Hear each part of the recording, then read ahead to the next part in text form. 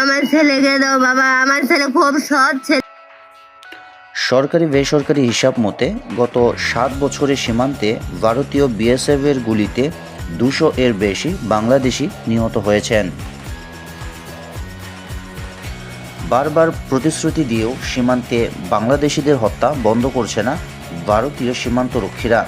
তারা একের পর এক হত্যাকাণ্ড চালিয়েই যাচ্ছেন। ফলে বাংলাদেশ ও ভারতের দ্বিপাক্ষিক সম্পর্ক আরও নাজুক হয়ে পড়েছে।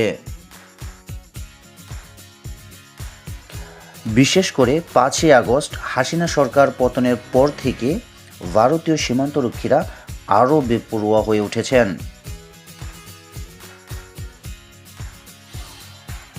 প্রতিবাদ করলে আর এমন হবে না বলে প্রতিশ্রুতি দেন, কিন্তু তারা তাদের প্রতিশ্রুতি ভঙ্গ করে আবারও বাংলাদেশিদের হত্যাকাণ্ডে লিপ্ত হন।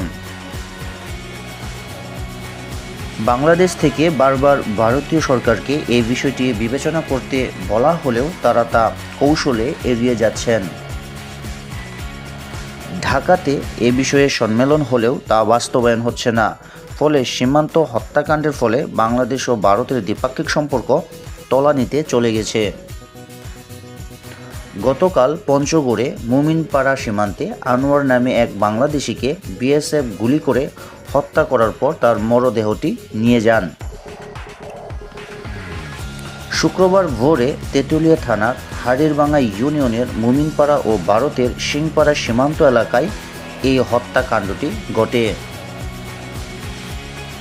নীলফামারীর বর্ডার গার্ড বাংলাদেশ 56 ব্যাটালিয়নের অধিনায়ক লেফটেন্যান্ট কর্নেল শেখ মোহাম্মদ বিষয়টি নিশ্চিত করেছেন।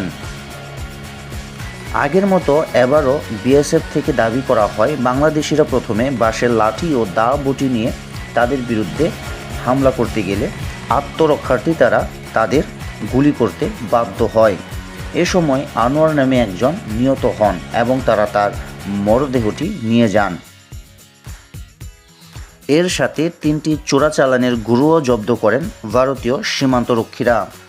এ ধরনের হত্যাকাণ্ড আর ঘটবে না বলে জানান ভারতীয় সীমান্তরক্ষীরা। তবে তারা তাদের প্রতিজ্ঞা রাখতে পারবে কিনা তা নিয়ে রয়েছে আশঙ্কা।